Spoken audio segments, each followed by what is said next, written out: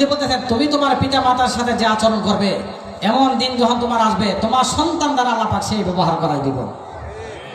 এই জন্য পিতা মাতার সাথে আদবের পূর্ণভাবে কথা বলা, আমার আব্বার মনটা যেন কষ্ট না হয়, আমার আব্বার মার মনটা যেন কষ্ট না হয়। পিতা মাতারও শ্রদ্ধা সম্মান করতে হইব, আমার স্ত্রীকেও সমমর্যাদা দিতে হইব।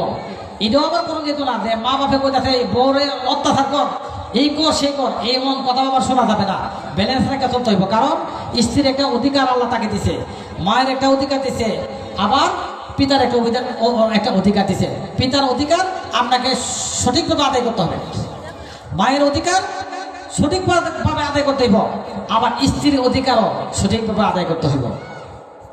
যখন কোথাও যাবেন প্রথম পিতা মাতার পায়ে সালাম করে যাবেন। বাড়িতে আসলেন কোনো কিছু নিয়ে আসলেন, খালি হাতে বাড়িতে যাবেন না। আসে প্রথম আপনার যে জিনিসটা হাদিয়াটা বা দিটা কিনালেন নিজের মায়ের হাতে অথবা বাবার হাতে দিবেন, তারা বর্ণন করে দিবেন, স্ত্রীর হাতে দিবেন না। এই আমলগুলো যেন আমরা করি।